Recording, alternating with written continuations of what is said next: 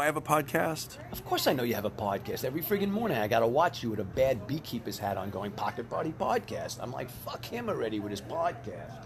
Do you even listen to podcasts, though? I'm not paying for that shit. It's free.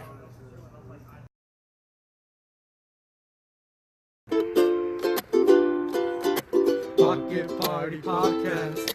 It's my favorite podcast. The Pocket Party Podcast.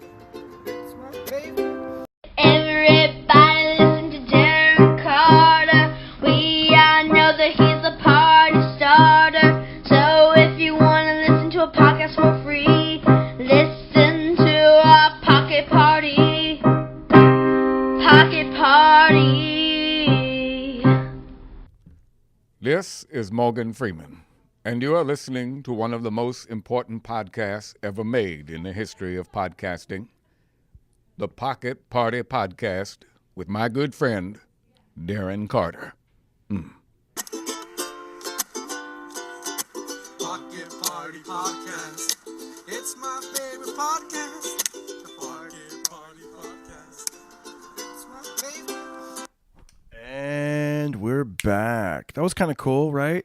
That was some college kids. I did Oxnard College here in Southern California, and they were playing a ukulele, and they did that little song for the Pocket Party Podcast.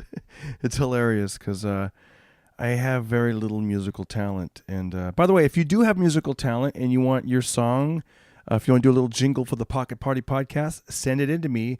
Make it between 20 and 30 seconds long, 20 and 30 seconds long, and you'll be like my son Austin, who did the first theme song and people covered it, like Jim Bryan music, all the way from the Netherlands. He has the rap version of it. Everybody listen to Darren Carter. We all know he's the party starter. And then we've got Curtis Marsh, who's making a living out there in Nashville, Tennessee, who's got how's it go again? Oh man, I got the rap song stuck in my head. Everybody listen to Darren Carter. We all know that he's the party starter. So if you want to start a pocket, I messed up already. I messed up my own theme song. Gosh. So if you want to listen, someone told me I had a good country voice. Let me practice my own theme song. Here we go. My own theme song with my own country voice. I forgot how my song. I got that rap song stuck in my head. Hold on. We're here together. Sorry, this is like. Hold on. Okay, here's Curtis Marsh. Everybody. Okay. Mute. Okay. All right, here's me singing it.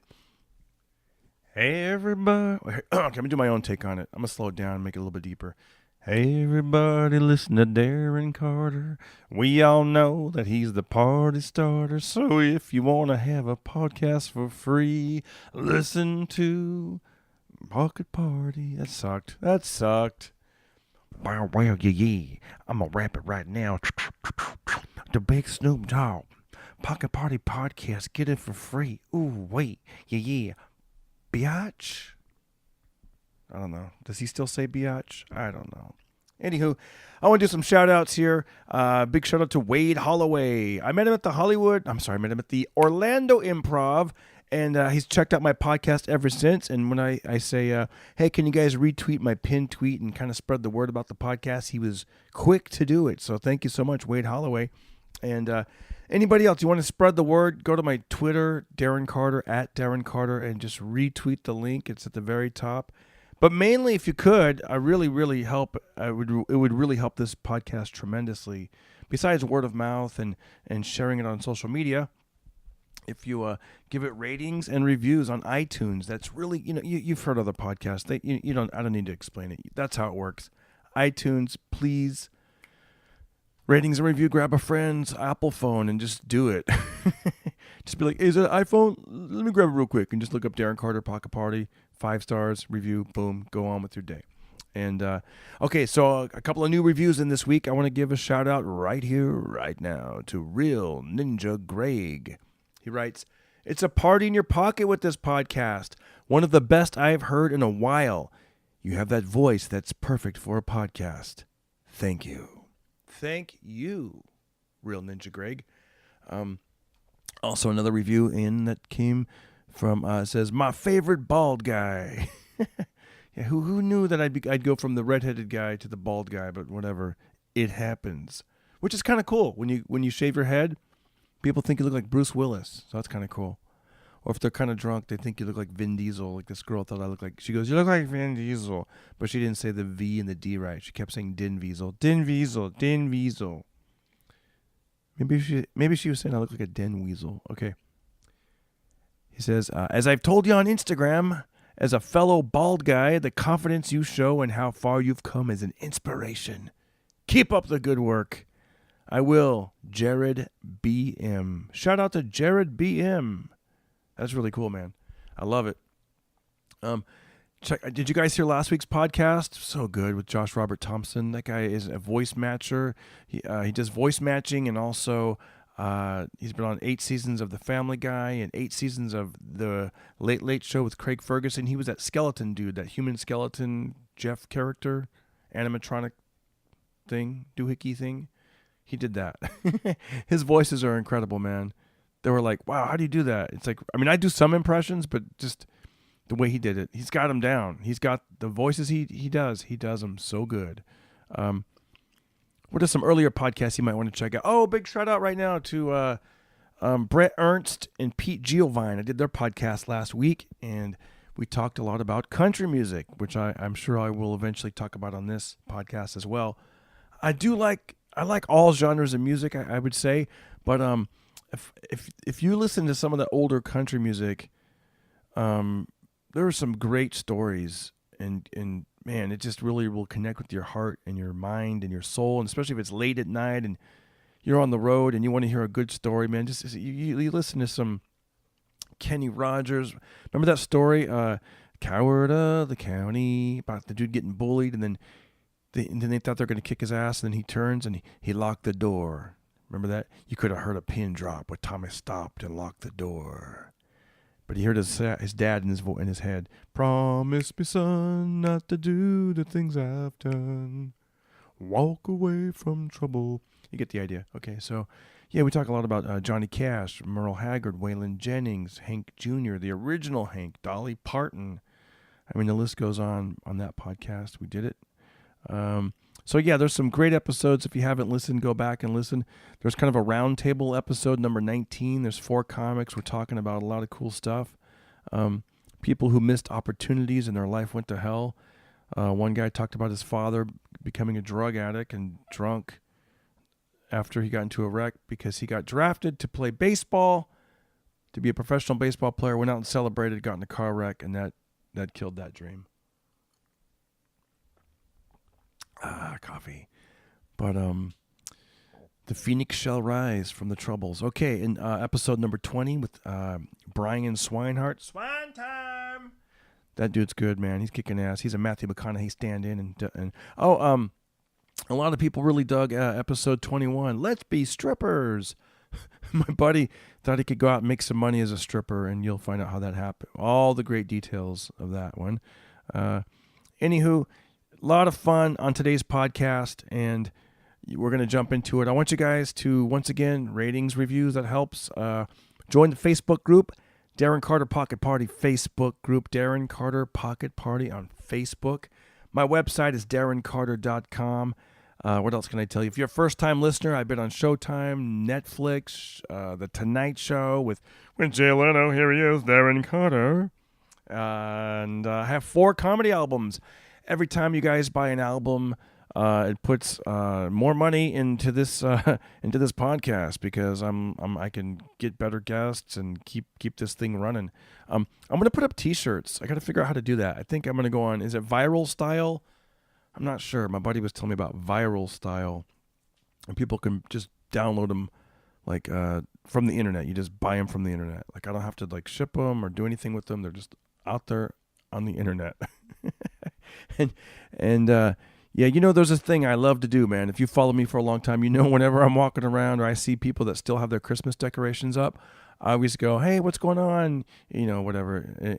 It's December 26th, and guess what? And then I'll pan the camera to the decorations, and I'll be like, and we still celebrated Christmas. And the joke just gets better as each day we get further away from Christmas, like, New Year's Eve, New Year's Day. And then sometimes I've even, it's January, and it's February. That's right, it's Valentine's Day, but guess what? And I'll find like some Santa Claus or something. And we still celebrating Christmas.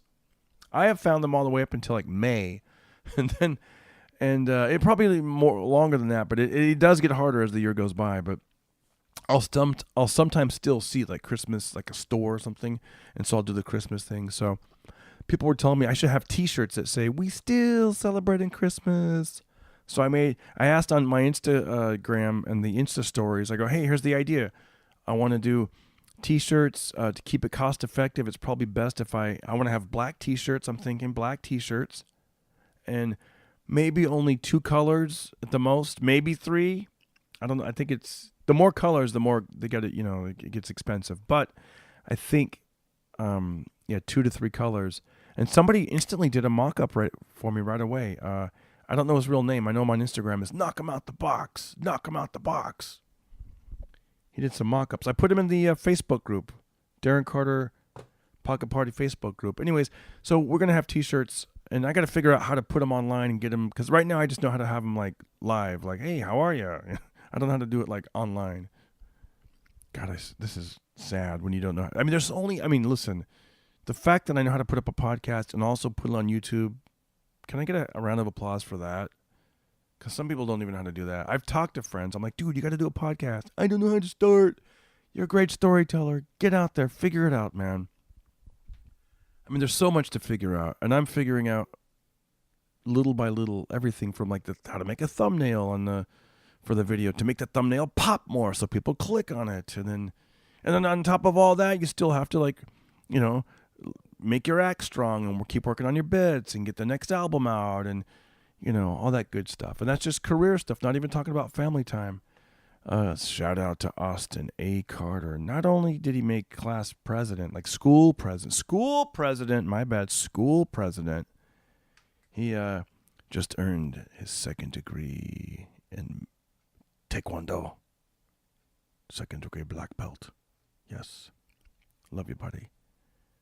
All right. We're going to wrap this up. Get into the podcast. This is a feel-good podcast. I love Steve Simeone's podcast called The Good Times, because there's a lot of negativity out there. We're not here for that. We're here for the good times. And let's jump into it, you guys. Thanks again for coming back again to let me start that party in your pocket. Let's do it. Right here, right now. Oh, one more thing I want to tell you. It's cool. My son weighed himself the other day, and I think he weighed 102 pounds, and then he was down to, I think, 100.5. And then my wife said that he kind of mimicked me. It was cool because he got back on the scale, and he was remember, he was 102, then he was 100, and then he was 102, and he goes, and we're back. We're back to 102. What a cutie. What a cutie. I love it. All right, let's get into it. Pocket Party.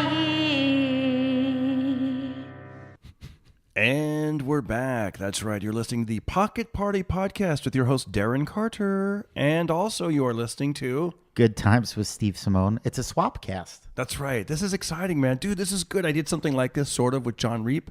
Although with John Reap, I did his podcast for an hour, and then we grabbed my equipment, and then we did mine for an hour. And it was cool, but it's a long night. You know what I mean? I'd rather just do, like you said, just do this. And if it goes longer, it goes longer. But it's like it's really cool, man. That's a great idea that you had. I didn't invent it, but it's just cool that we're doing it. Yeah. Well, I know. Yeah. But it's a great idea that you thought of to do this. Yeah, because I just started to do my podcast again, and then I was like, I need positive people on here. Dude, people that make me happy. Yes, I'm glad you're doing a podcast again, because even my wife was like, he hasn't done one in a while. And I looked, I'm like, I know. It's been like 2 months. Yes. But that's, you know what, man? You got a ton of ratings. You got a ton of listeners. You got a ton of reviews. Mm-hmm. And and people are in your world, man. They love the Good Times podcast. Yeah, it makes me feel good. And, sometimes life gets in the way, and maybe you put your idea, but don't let it go. Because it's like, I look at podcasting like it's like a trees, like you're a farmer in a sense. Like, and so you're planting a tree and you're watering it, and you're like, oh, this one got a lot of downloads and this one didn't get as much, and this Yeah. one, and I look at it like it's the long game, right? Like that, Yes. you know. When did you start your podcast? I'm almost 200 episodes in, but I started Yeah. it probably. Wow, I guess it has to be 5 years if it's almost 200 episodes. Probably. I mean, if you look, some of Because I those- did yeah. one for like the first 2 years, 3 Yeah. years. I did one every week. Yeah. And then I was like really like confident that it was gonna keep on growing. No, tell me about that. I want to know what that And- feels, because that's where I'm at now. I'm on. This is like I'm somewhere. I'm probably like 27th episodes now, or some. I'm over 25 and under 30, somewhere in there. Yeah, that I remember range. thinking like when I think I did I didn't start doing it every other week until I got a full-time job. Like I started to work on Ari's TV show. Ari Shafir. Yeah. And between putting in 40, 50 hours a week on that, stand-up comedy, the podcast, all the charity stuff I was doing at the time, Yeah. there simply wasn't time to Yes. And it Do doesn't. a- Yeah, because there's more to it than just doing the show. You got to book the guests. You got to collaborate with the time. You got to figure out how to edit it up. I mean, there's a lot. Yeah, it's just Yeah. juggling schedules sometimes. Yeah. Like the more things you have on your plate, and then you try to, I'm like, oh, let me meet with Darren. And you're like, how about Tuesday at 10? I'm like, can't do it. I know. And you're like, okay, how about Saturday? And I'm like, nope, Saturday's booked. So that's part of the issue, is just working with people's schedules and finding a person to do it. So up until I started to work on Ari's show, I did one every week, I believe. And then I went to every other week. I thought that was easier.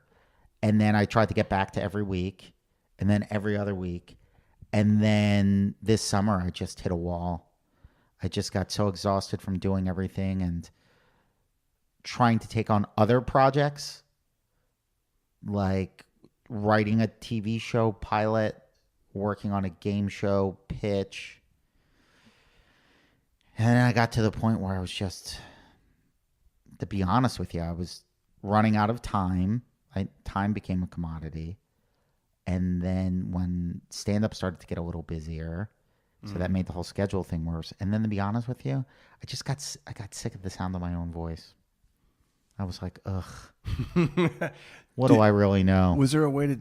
Is that like an expression, or you literally got sick of the sound of your own voice? Both. Both. Yeah. You know, like where it got to a point where I was like, I really wanted to just do a podcast that was Yeah. nonstop laughs. Yes. Like those fun conversations that you have Yeah. where it's like, oh my God, that was the best. Or, Yeah. oh, here's something I experienced that was really fun. And that's really what I wanted to create. And I had a couple episodes that were like that. But it's interesting. I think we all just crave authenticity and genuine connection. And something just happens when you're really present. It makes your guest really present. And sometimes, like, I would never have an agenda. I would never, like, interview people because primarily all my guests were friends. And we would just talk. And then it became something else. My podcast sort of, it wasn't just reminiscing and having laughs. It was people just connecting to the moment and being really honest, which is cool. It's totally And cool. then, but then there'd be a part of you that's like, okay, that's great. Let's talk about the good times. Yes, exactly. And then they're like, but I'm getting evicted. Okay, Yeah. okay, we'll talk about that Yeah, in another yeah, yeah, episode yeah. or whatever. Precisely. Yeah. But that's Precisely. what I liked about your podcast, and do like about your podcast. It's like, and that's what I want the Pocket Party podcast to be. You know, my vision for this is, you know, I tell people a little bit of inspiration, a little bit of motivation, and humor and stories and fun stuff. But I want them to, you know, this to be like a safe zone from all the BS in the world. Yes. I figure there's enough places they can find that on the internet. Everywhere. There's great podcasts they can listen to that if they want to know the news of the day or this crazy thing happened. And I don't want, that's not what we're here for. This is you know, in fact, I think even the name Pocket Party might be misleading. Like one of the greatest compliments I got, it's on iTunes. Shout out right now to Carl. I forget his name on he goes by the Fast and Furious George, like George Curious George, Fast and that's Furious. cool. Something like that. But his real name is Carl. I know him, and I found out later I didn't know that was him. He goes, "Hey, did you get my review?" I go, "I didn't even know it was you." But he said something like he likes the Pocket Party podcast because it's a place where it's just a fun place. And he goes, it was a little misleading. He goes, I thought it was going to be like, it's a party, the morning zoo. And he goes, Yeah. and he goes, and it wasn't, because which I actually found kind of more refreshing and authentic, because I don't want to do that. I don't want to do that kind of show either. Where No. it's too, occasionally, like you said, remember before you planned it out, you're like, I want one episode. Maybe it's going to be serious. Yes. One episode will be, and that's hard to control because you don't know how. Totally. Right. You don't know how it's going to go. But and you know what it's, was cool about the podcast in general? And I think it just happens whenever people really connect, is that you just feel better afterwards. And then that started to become my goal. And then I really just wanted to maybe focus on gratitude. I'm like, what if I just had people on the show and we just talked about things that made them happy or things that were in their life that they were truly grateful for? Because I think that is a muscle. That you got to needs compliment. Somebody listened to the episode with Frank Cronin, episode number 22. He grew up in Ireland. He was in the cool. Irish Army, and we talk about being locked up in Mexico and throwing grenades and all this kind of stuff. And Those guys are so cool. so some people came on board to listen to him because he has fans. And then this lady, I forget her name, but she's out of Florida. She goes, and then I listened to the Steve Simeone episode. She loved that episode. Oh, So cool. I don't know if I That's forwarded really you that nice. message. No, but that's yeah. sweet. Yeah, yours was a very popular episode. Oh, that very makes me feel popular. good. And it was perfect because I'm like, yes, my fans see what I see, like that feel good kind of fun. The world needs it, man. Yeah. And then part of it was, I think maybe, like you can't give what you don't have, Yeah. And I think it's very difficult for me. Like, look, we're all works in progress, and we're all just figuring stuff out. But it's like I generally like really want to make people feel good, and I like helping people, but at the same time, you sort of also have to make sure that you're taking care of yourself. Yeah. And I think as comics, there's so much that we have to do for the opportunity just to do stand-up, that the more ambition that you have, and there's no schedule for us. And you can get to the point where you are working 7 days a week and you're working And still not feeling like you're going anywhere, even though correct. And it's very frustrating. So then Yeah. you're like, oh, maybe I should work harder. and you're like, I am working harder, but then you're like, yeah. And then you're like, wait, I'm exhausted and I can't do anything. Like even now, people need to know we're recording on Sunday night at 10 o'clock. Yep. You know what I Sunday night mean? at Like 10 you talk about Yeah, I know. not taking know. time off. And you're like, And- whoa. And one of the reasons I like to do that is because I like to spend quality time with my family, and so it's like today we all went for a run, and then I know when I come home we're going to be able to like maybe hang out together. He'll play Austin. Shout out to Austin Carter. What's up, Austin? What's up, Austin? And that's right. School president Austin A. What? Carter. He's Yes. school president? Yeah, they voted for him. Oh And my gosh, that's so awesome. It's great. It's my wife goes, don't Austin, like we didn't want him to, don't worry if you know what I mean. And then he won, and we're like, yes, that's so cool. That's awesome. Yeah, What's he in 5th grade? 5th grade. Yeah, he's in Oh, 5th that's grade. a good year. And he already said the school newspaper was fake news. No, I'm kidding.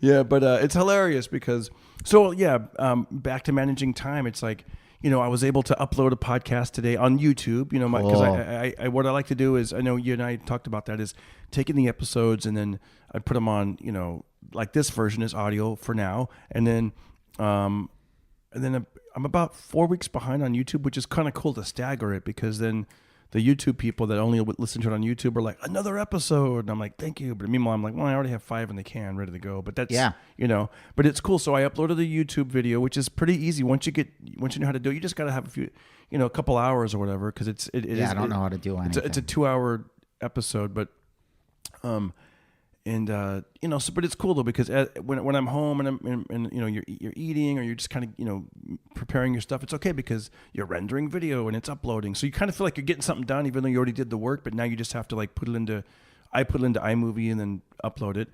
And then so after that we went and exercised and hung out, and we had dinner and that. But then after we put him to bed, I'm like, okay, it's almost 9:30. Let me start getting ready for Steve, and then, come over here. So a comedian's life, people might only see us on stage or on video and be like, these guys are living the dream. It's so fun. And it is a dream. We are living the dream, and it is fun, but there is a lot of work that goes into it. Yeah. Besides the material, Correct. Nowadays you have to learn how to do make a cool thumbnail for a video or little things like that. Yes. And that's what I've been postponing, but it's necessary. Like I just have to start creating more content. learning how to edit stuff, The best thing learning is- how to yeah. post things. Have as much fun online as you do on stage, and just like with for me, it's comedy and podcasting are like neck and neck. I mean, they're really cool to both do. You know. Yeah. For you know what I mean. Like there's certain things that aren't really related to stand up that's not as like tweeting. I don't really find that fun. You know, it's kind of like, all right, that's, you know, let me throw this idea out there or whatever. And I like tweeting, but I don't probably because I'm not getting a big, you know, I'm not one of those guys that's got like 1 million followers on Twitter. Yeah. But podcasting is cool because you feel that direct support. You know, people will message you or give a review. Yeah, or, it's cool, man. you know, or a lot of times they'll stop us on the street. No, I'm just kidding.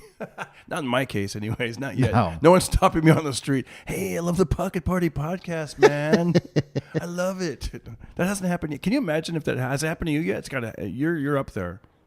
I'm not up there. You're not up there. I'm not cool. I feel like you're up there. I have had people. I feel like you're. I mean, you're definitely. No. You've had it for a long time, Dude, it's and really you're- funny how people just perceive stuff. They're Yeah. like, I think that's one of the funniest, best things about life. Yeah.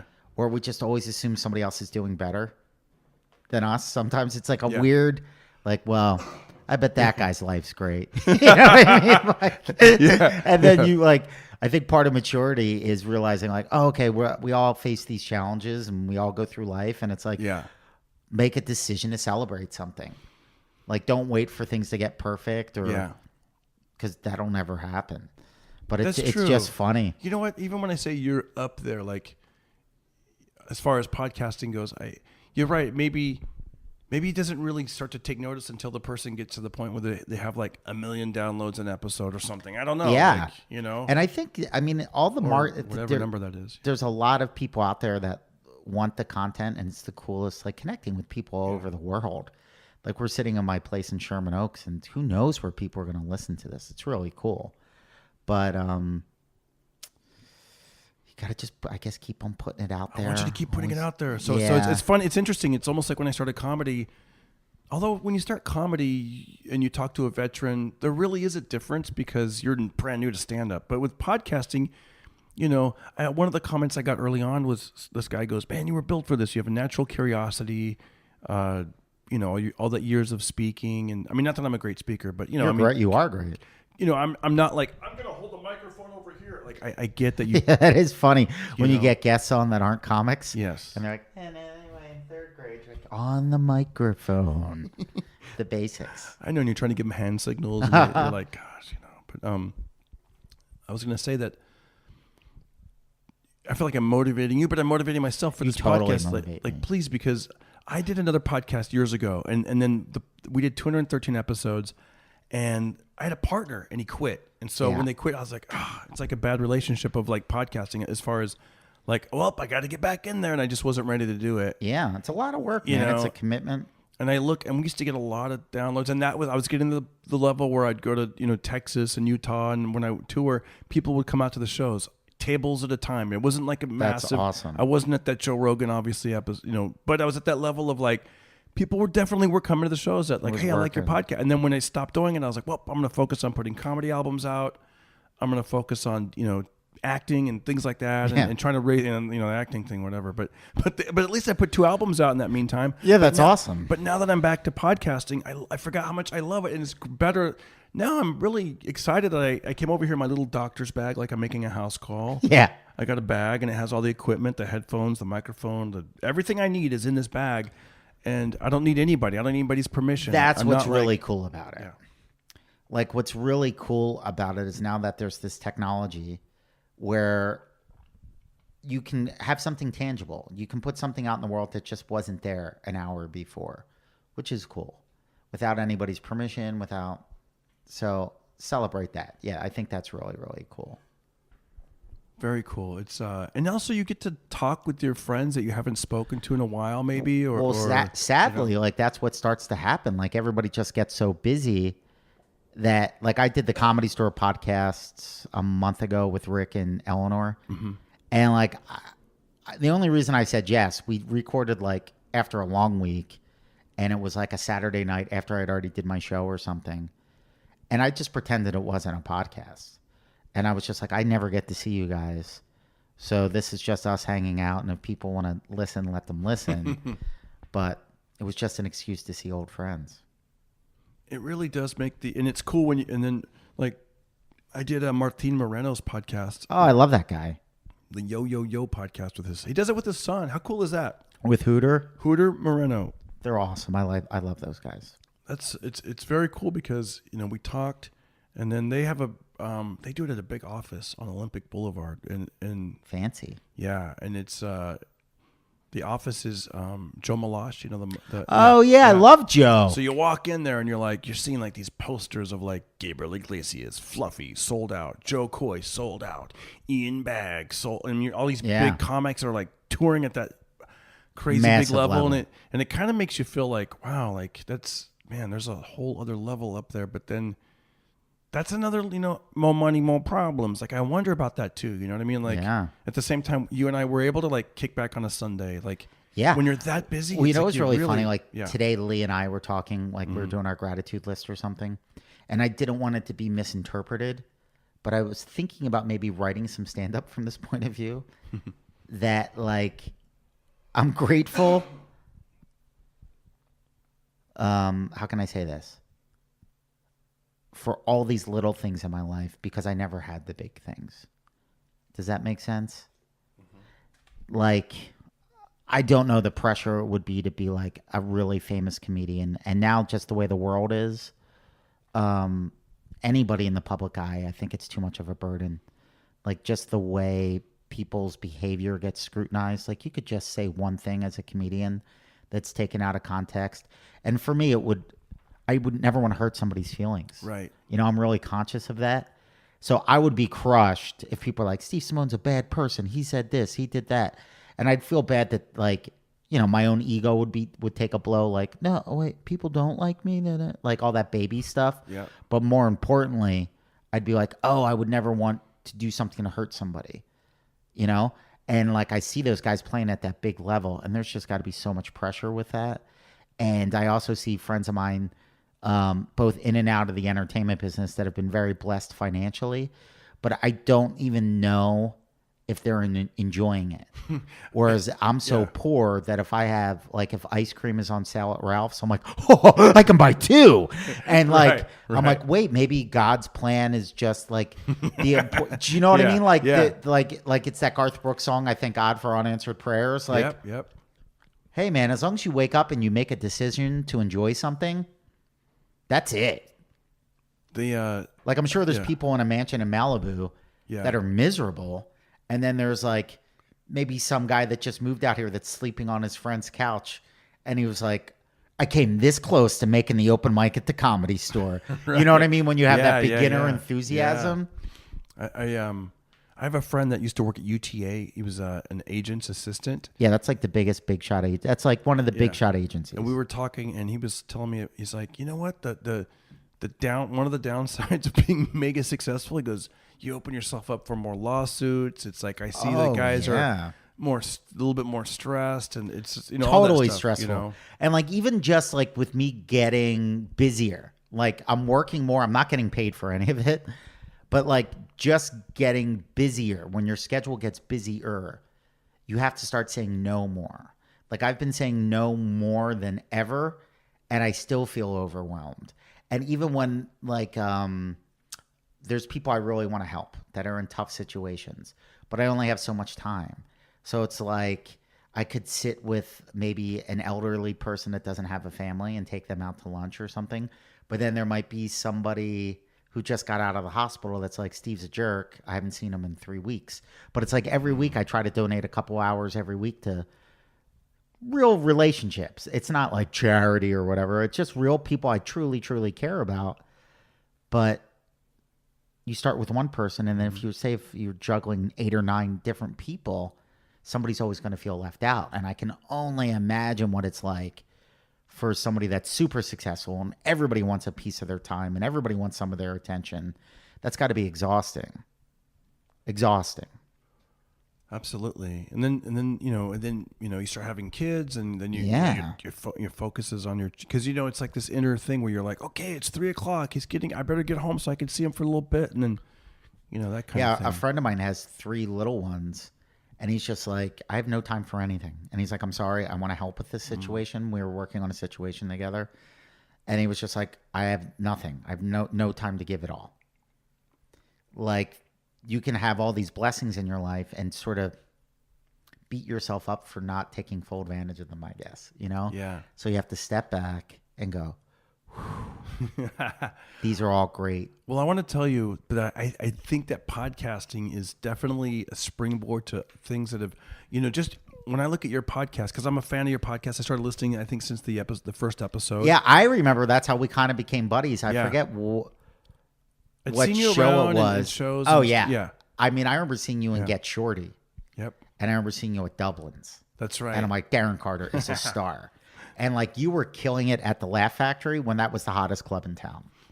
He's referring. There's a movie called Be Cool. It's a sequel to Get Shorty, and I'm in a couple of scenes with John Travolta, and yeah, that was cool. But I remember driving home from that set, going, well, I mean, I was only, you're only, a small part, but at the same time, I'm like, I asked myself, like, what's more fun, acting or comedy? And I'm like, comedy, stand up. Yeah. I mean, acting, you're just waiting around and you have your own trailer and all that. It feels good. And I'm sure, the money is good and the residuals are great. And people like that. Like when you do, like, let's say morning radio, we got Steve Simeone here. You've been on, and they love mentioning the movies. They don't mention how much, you do, you know what I mean? Like, Yes. But as far as what fulfills you and what feels great, I mean, I'd rather do live stand-up comedy. Yeah. But you need the credit to get you the exposure. I to know. Bring And it's like, you think about like all the Instagram videos you have to do and following up with tweets and like learning how to upload you have some videos to YouTube. high-profile TV stuff. There, you don't have to do that as much. You just, Yeah. But even honestly, like if you think about all the comedians I really admire, they're amazing at their craft. But what they're also doing is they're constantly generating content for social media. You're right. And then Constantly. like Joe And- Rogan, Chris D'Elia, Brian Cat, all these guys. Yeah, all the guys. And then I was just like, I want to try to keep my life kind of private too. Do you know what I mean? Like, how much do I really want to share? How much can I share? And like now I'm just sort of like waving the white flag and I'm like, all right, I guess I'm going to have to start doing more, sharing more so then I can have the opportunity to connect with an audience live on stage, because that's the gift. That's what Joey Diaz told me, and I'm sure he's told you this too, where he's like, when you do a podcast, if you're very, like you open yourself up a little bit, like, hey, Yep. I feel depressed about this, or this made me pissed off, or this. That's what I find I like with when I listen to podcasts. I've had I've done podcasts in the past or like morning radio, and I don't really. There's no connection there. They just want to No. set you up and move on, and and Yeah. And I think things have just evolved past that. yeah. Like, I think that was the coolest way to entertain people, but things evolve and hopefully they get better. And I don't think there's anybody better at podcasting or stand-up comedy or social media than Joey Diaz. I think like I'm so blessed to have that guy in my life as a friend and mentor, and friend first. You know what I mean? Like, more than anything, I value just his presence in my life. And I can learn so much from him, like on how to, like, persistence and talent. Like, nobody's, in my opinion, nobody's funnier than that guy. And it makes me feel so good about God and the world and life when I see him selling out theaters now.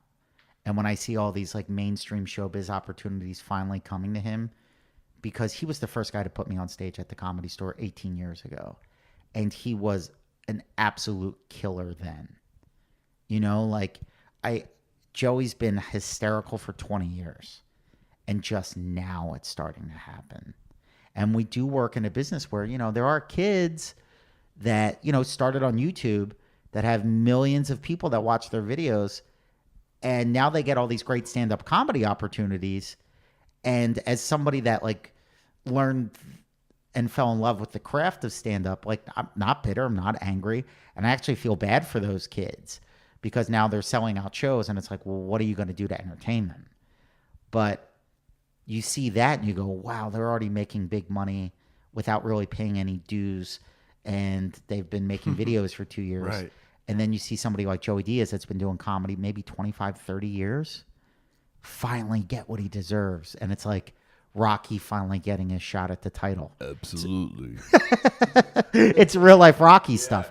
And it just makes you, I think there's a reason why Yeah. that movie and that character resonate with people, because there's so many life lessons in Rocky, you know? Yeah. And it's great to see it play out in reality. Yeah, it is. Let's talk about the good times. Let's talk Yeah, about. man. I want to. It's October, and I was thinking about like Halloween is this month, and one of the things I love about your podcast is you would take people into a place, and also your comedy, and it would take us to a happy place of like, oh man, I forgot all about that. You know, I have my car still has like the 6 CD changer in it. Oh, that's awesome. And you're in place number 6.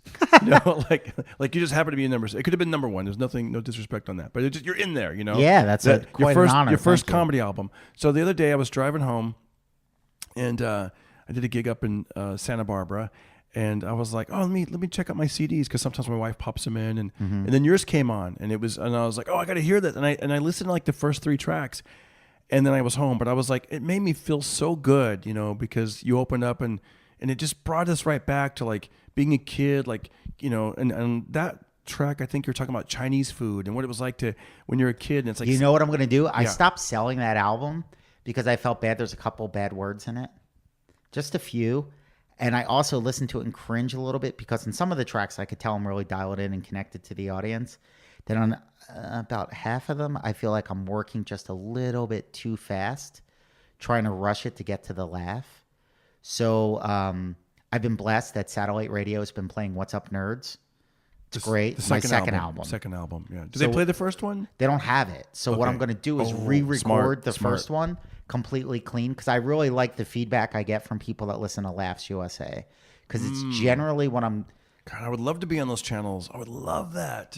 because That's your audience. That's Isn't that my great? audience. That's a great And audience to it's have. it's older people. Yeah. Like I've literally had people in their 70s and 80s reach Yeah. out to me, and they're like, "It's so great." Like I had to figure out how to get in touch. I don't know where these flies are coming from. I think is the window open? There might be a hole in that screen. We're gonna make pizza after, or he's Yeah, I'm making- going to close this screen. So I think that's what it is. Hold on one second. Yeah, that was weird. But I'm listening to this album, and it was great because we're talking about getting Chinese food. Now, it's funny. When I was a kid, there was a Chinese restaurant called Loi Loi's. Oh, that's a great name, Near our Loi place. Loi's. Yeah. And we would go, they're always a funny name, like the Ming Dynasty or whatever. you Yeah, know? I love 'em. And Loi Loi's. And I remember we would get, that was like that, what is it called? Like that battered shrimp, the deep fried bat. It was so good. So I remember delicious. getting that, and like some of the, you know, like the pork fried rice and just some of that stuff that you never, you know, it just took me right back to being a kid. Like I remember how exciting it was to Chinese food. Yes. Yeah, and know? like what I tried to capture with that first album, and like honestly, with everything that I'm trying to create, I want to make people aware. Like the whole concept of my Good Times podcast is sort of to make people aware of all the good things that are in our life right now that we just take for granted. But sometimes when you look back, like the beauty of nostalgia is it's just a natural filter where you just focus on the good stuff. And like getting back to what I was just talking about, like, oh, it's kind of great that I've never quote unquote made it, because I still get joy on all these little things. I was going to say, if we turn a light on somewhere else, I think the flies will go that way, maybe. Dude, this is the best. All This right. is hilarious. The flies want to be on the podcast. That was a trick I learned, like to, turn that light on, and then I think they'll be attracted to that side of the room. This is great. This is like an outdoor podcast, but it's indoors. Yeah, it's pretty sweet. Pretty natural. Yeah, I think they're going over See, there. look, I'm telling you, look at that. I told you guys learned call. something. If you guys want flies, the flies tend to go to the center of the room. And also, if you want to get a fly out of your place, we usually turn off all the lights, and then we'll open up the blinds, and then it'll a flashlight or It'll something. go towards the Light outside. yeah. That's a good call. It's like a little trick I learned. But one of the little tricks that I learned was like I started to think back to when I was a kid, and you just really appreciate the little things. You're like, because Yeah. your world is so much smaller. So like I can remember my dad taking me and my brothers to this place called the Comic Universe, and I remember being like 8 years old and counting down until Friday. just because we were going to go to a comic book shop. That's so cool. You know? And I'm like, oh my gosh, we're going to the comic universe. It's going to be the coolest thing ever. And you're telling your friends like on Tuesday, guess what I'm doing on Friday? We're going to go to the comic book shop. Oh, what comics are you going to get? Well, I think I want to go look at the baseball cards. I might look at the comics first, then the baseball cards. And then, do you know what I mean? And all that joy is still there if you just make the choice to go, whoa, isn't this great? So like on my second album, because like the first album was kind of like, I called it Remember This, and I was like, the whole premise was how much easier it was to have fun as a kid. But then my second album was kind of like, let's celebrate the fact that we're adults. Yeah. And we get to do these things. Like, we can just go to a baseball card shop tomorrow. Like, you could just go. Have you ever gone to something like that and then you realize, like, oh, I'm older now. The joy is not there with this particular thing? I have sort of done that with movies. Mm-hmm. You know, where I'm like, oh, this isn't as good as I remembered it. But then there is some stuff that's just as good or even better. Yeah. What was something that you revisited and you were like, oh, I guess I'm not 12 anymore? Like, I mean, that's got to happen to all of us, you know? Like, yes. Yeah. That definitely happens a lot with old television shows. Yeah. Like Different Strokes and stuff like that. I'm like, this show's not good. It's not good. Yeah, Gilligan's Island. I was like, I want to watch it. And then you're like, okay, this is just stupid humor. Like, Yes. It's like, come on, little buddy, Skipper. You know, I actually kind of love that stuff. yeah. But you know what, though? I revisited Three's Company, and I was Hilarious. like, come on, come on. That I still think is so funny. So Christy, funny. Janet, and then Mr. Furley is like, hello, Jack. I mean, just some of the stuff that's not PC, like you don't see nowadays, and your little light and the loafers there. Oh, Mr. Furley. I mean, it's just hilarious. Mr. Roper, Norman Mr. Fell, when he would break Roper. the third wall and just look at the camera. Yeah, Love it. That show's a classic. that's so funny. One of the funniest TV shows ever. You know, there was my buddy Daniel. I remember a couple of years ago. Like, he's a huge comedy fan, and he's younger. He's probably like 30 or something like that. And I went to go visit him, and I'm like, "You've never seen Caddyshack?" And I'm like, "It's the funniest movie ever," because I don't think there was any piece of comedy that influenced me more as a kid than Caddyshack. Like, I thought that was the absolute funniest thing Yeah. ever created. I saw it when I was older, but I could man, it's a great movie. Great. But then when I watched it with him, it just moves a little bit slow. Mm-hmm. You know, like the pacing. Yeah. The pacing is just a little bit slower. And then Like something that was better Yeah. was I really try to watch Rocky Yeah. at least once a year. Oh, yeah. But it'd been a couple years. I think I saw the original right after I saw Creed in the theaters. And so that was like a couple years ago. And then like 2 weeks ago, I was on a flight with Uncle Joey, and we were flying to Boston. And this is why I love Joey Diaz, because he was up like in first class or whatever. And then he came running back to me, and he was like, "What are you watching football for?"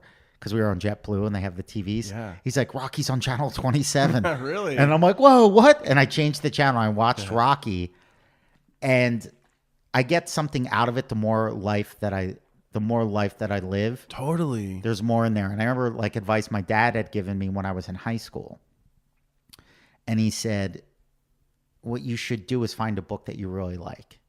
And I hated to read. But he was like, if you could find a book that you really like and go back and revisit it throughout your life, you're going to find yourself getting more out of it and also relating to other people in the book. Like I loved that movie Good Will Hunting when it first came out. Loved it. And then I saw it about 2 years ago, and I realized when I first saw the movie, I really related to Matt Damon's character.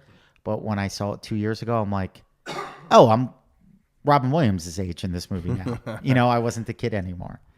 So it's I cool. remember that with some show where I used to, maybe it was Married with Children, where when I first I was the kids and they were the parents, and then as you get older, you're like, Yeah. hey, I could, or it's, you know what I mean? When you take the parents' perspective, the older person's perspective. Yeah, it's funny how life changes, right? You know, yeah. With Rocky, it's just watching it again.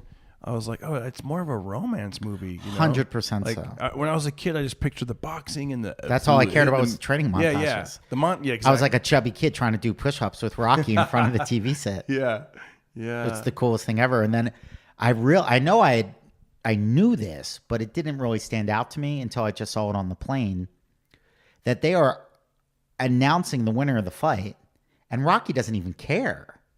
He just wants Adrian. That's all he cares about. Who's Adrian? That's it. Yeah. And Pauly does the great Philly move and pulls the rope up so Adrian can sneak into the ring. But that's all he cares about. Like, they're announcing the winner of the fight, Yep.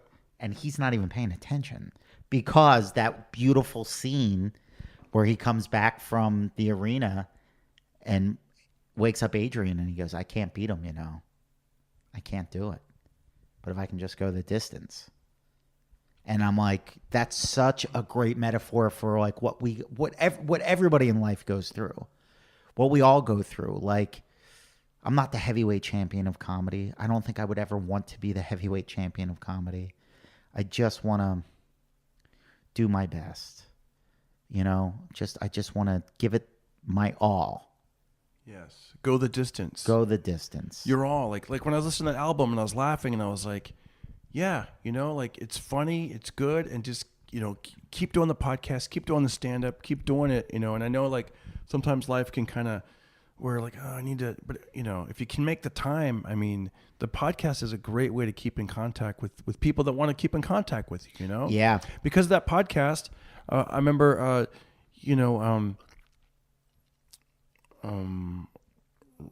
Roddy Piper. Oh, yeah. I miss him dearly. I remember you did a live show on Yeah. Sunset. I have that picture of me, you, my friend Bryce, and Roddy.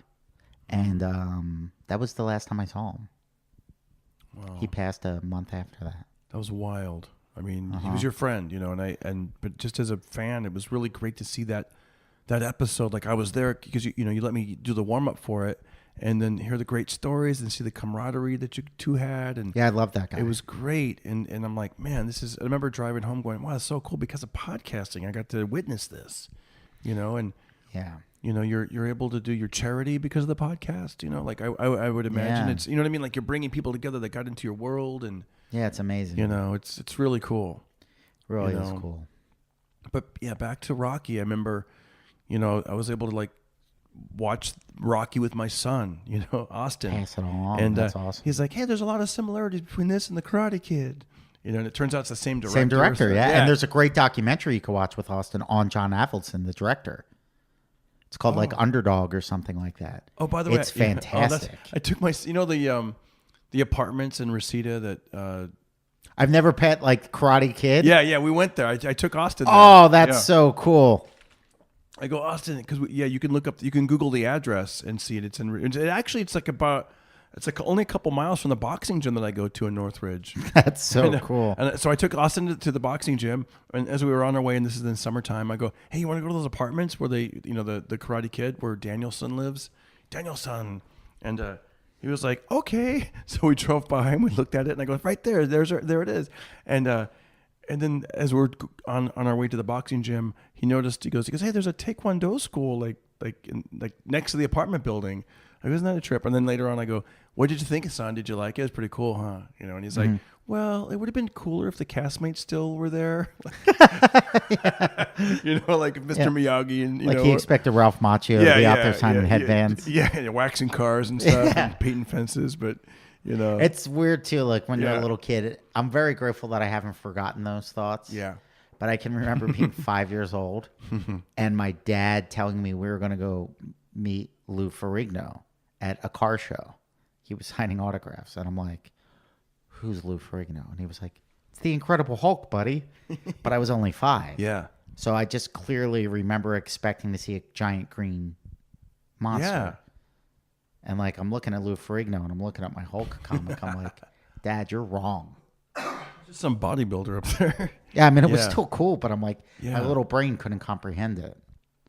It's funny those thoughts you have. I remember when I must have been around 7 or 8 years old, and I came home from school, and there was a guy that had, I guess my mom had set it up. I guess he was going around the neighborhood like with the cowboy costume and a horse, and you get to sit on the horse and put the cowboy costume on. He takes pictures of you, and I was like, wow, this is. I was like, wow, I'm gonna be in the movies. They came Yes. from Hollywood. Like, I thought the guy came from Hollywood, and I had that Yeah. You know, like for some reason I didn't know that was the end of it. Like just pictures. I thought I was going to be like a TV. So when's the movie coming out? When do I get my show?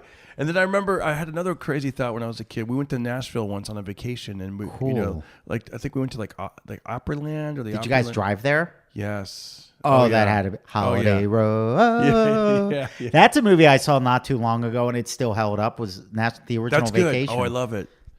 I even like the one that they came out kind of recently. Now you got to put yourself in a funny mode and be like, I'm not going to judge. Let me just have a good time, eat some popcorn, have some laughs.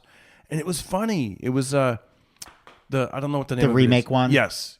Yeah, I couldn't even make it through the trailer. Oh, you couldn't. No, Yeah. so maybe I'll go try to watch it. I mean, like, it was I'm trying to get better at that. It was one of those things where we were, you know, like we were up at the farm, you know, where my wife was raised, and so it was like a holiday, I think, and like, you know, there was nothing to do, and it was like, okay, let's have some family time. And Was it okay? I mean, you know, if you you just got to realize it's not, you know, just have fun with it. Like even these comedy movies, if you have fun with it, I tried. Yeah. Do you know when it was fun? I didn't think it was funny, yeah. but it was fun and it was an enjoyable experience. Was that Game Night movie? Did you see that? No, It was pretty good. Oh, I didn't see it, but I just remembered a funny scene from Oh, let me get back to that Nashville thing, then we'll go back to this thing. All I was going to say is when I was a kid, I remember thinking a couple of things. I hope I see Dolly Parton because You're like, we're in Nashville. I had a crush on her back then, you know, when I was a little kid. Everybody did for obvious reasons. Yes. And Do you know what I liked when I was a little kid that was country? What's that? Do you remember a TV show called Hee Haw? Yes, I loved Hee Haw. Dude, the Hee Haw girls were so hot to me. Do you remember any of the songs? You're like, No, I just remember the hot chicks are you walking out tonight? of corn stalks. Why did you leave me here all alone? I searched the world over and thought I found true love. You met another and you were gone. And like the fence, hey, Grandpa, what's for supper? And then, Supper. you know, Grandpa Such a great Jones. word. And yeah, they had like these certain Hee Haw songs with it was Buck Owens and Roy Clark? Clark. That's right. Come on, son. Picking and a grinning. That's right. So great. They were cool. But so I remember wanting this. It's so funny. Here's another. I remember being I must have been about 8 years old. And after, you know, I remember taking my bubble bath on Saturday night, you know, and then going into my room. And I remember thinking like, wow, I wish Dolly Parton would come in here. I don't know what would have happened, you know, and it would have been really awkward if Dolly Parton came into my room at 8 years old. But I remember I had that thought of like, Dolly Parton is so pretty. I wish she would spend that, you know, I wish she'd come into my room, you know. Yeah, I don't know what we would do, but it would be awesome. It would be great if I could close my eyes. I had that much figured out. Yeah, I could open them and then Dolly Parton's in my room. That'd be like so scary. Like if that actually happened, like, you know, like how'd that happen? But I remember like when we went to Nashville, I remember thinking like this is a thought of a kid, you know, especially one who grows up to be a comic. But I remember thinking like I'm gonna walk around Nashville and just hum, and maybe I'll hum loud enough, and then they'll want to put me in like, you know, like the records or something. Well, it's funny you mention that. I was in Nashville years and years and years and years ago with Pauly Shore, and when there's like some famous, it's like called like Tin Pan Alley or something like that. Yeah. And Nashville's a party town. Something, Row or something, or and there was people singing karaoke, and the level of talent. Wow. Singing karaoke was just incredible. Like people were just incredible. I did I was talking to Sully McCullough one time. He's a comic and He's a writer, good guy.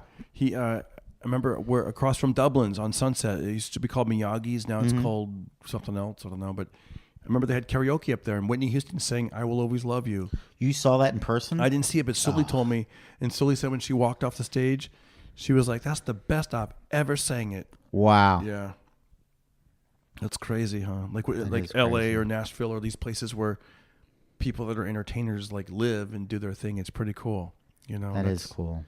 That's pretty cool. I mean, I was at the boxing gym, and Sugar Shane Mosley gave me some boxing advice. I mean, come on. That's crazy. Like that's, you know. Like, yeah, there's Yeah. a lot about this city I complain about. Yeah. But one of the cool things about Los Angeles is that the best in the world, regardless of what it is, come here or spend some time here, and you can learn from the best. Like, it's incredible. Like, I started taking jujitsu, and I'm so stinky. Are you But- like at the Khabib level? Yeah, he's so good at everything. What'd you think of that fight, real quick, before you? Did you watch a little bit of the highlights? I did. No, I saw it at the Comedy Store. Josh Martin had it at the back bar at the Comedy Store, and I was just so impressed with how dominant Khabib was. I mean, dominant. Yeah, they say when he's on top of you, it's like a cement block. Like you That can't has move, to be and brutal. he closes the space or whatever, so you're just like trying to Yeah, move. you can't do anything. And then they've gone back and people, explained it to people like me who are just like casual viewers. Are like, Conor was cheating in any way he could. He was in the fight for his life. He's hanging onto the fence. He was trying to push the guy's gloves down, his shorts down. He was elbowing him, trying anything he could do. Like, yeah. Yeah, I mean, Khabib's that guy. Talk about good times. He wrestled bears when he was a kid. His dad would have him wrestle bears. Like, you're not going to beat that guy. I think he's 27-0, undefeated. Yeah. I think him versus Tony Ferguson would be a really good fight. I was also thoroughly impressed with Tony Ferguson. Yeah. Like, I'm just so inspired and impressed more than inspired even. Where I just go, how does a human being reach that level of greatness? It is fascinating to me. It's absolutely fascinating to me that they can be so disciplined and so dedicated, combined with a natural God-given talent. But they've cultivated that talent to a point where it's just like Conor McGregor I always thought was very entertaining, and I think he definitely has taken a page out of the Ric Flair book, where he's cultivated this persona that sells tickets. Because I think there is a sweetness to him. And put on the red panties, honey. Tonight we're making money. Yeah. Conor McGregor wants to fight me. Yeah. I mean, he's got the gift of gab. Yeah. He's like the Ric Flair of MMA. But he's also a very dedicated family man. And to me, anybody that's dedicated to family is just... That says it all to me. I really root for those guys. And I remember hearing Khabib interviewed a few years ago, and at the time, I believe he was still living with his parents because I think so. I've heard that too. I think like it was because he was the youngest out of his family, and he was like, "This is just what we do. This is just our culture. We take care of our parents." And I'm like, "Man, that's a good guy." Yeah. And to see somebody like Conor McGregor that was the biggest draw in the sport for sure. And I remember when Conor fought Eddie Alvarez, who's from Philly, so obviously he has to be my favorite. Yeah. And I really thought Eddie Alvarez was going to give him the business, and Conor just handled him so quickly. I was like, whoa, Conor McGregor's way tougher than I thought, way tougher than I gave him credit for. And I know he had taken some time off, and I knew Khabib was the favorite, but I didn't think Conor was going to get dominated like that. Khabib just put it on him. I know. When I saw that, I was like, whoa, he's not. I don't even know. I mean, I guess maybe I would want to see a rematch. But when I heard that Conor wanted the rematch, I was like, why? Why do you want a rematch? There's nothing. There's nothing. What can you do? I mean, but I just don't. I don't see it. Yeah. I mean, he got. With all due respect, he got outclassed in that fight. Yeah. And then. It's still amazing to me. Yes. Like, I remember my dad always used to tell me when I was a kid, there's always somebody tougher. That guy's not tough, Yeah.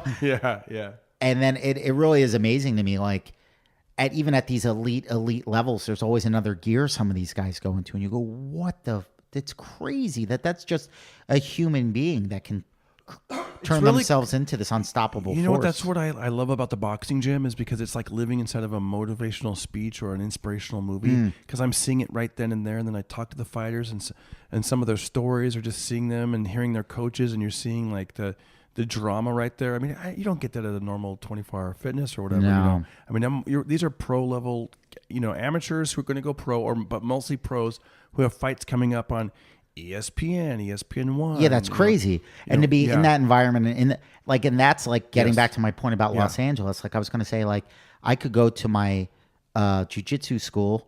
My saying dojo still makes me laugh. Yeah. My jiu-jitsu, just say it. My dojo.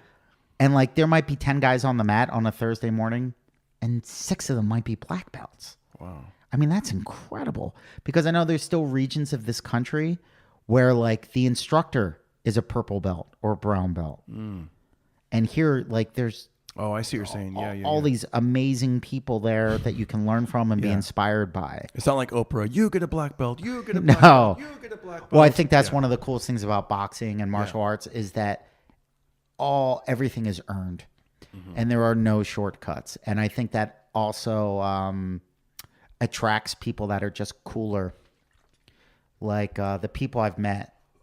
There was a boxer that he comes down from Tehachapi, Where's that?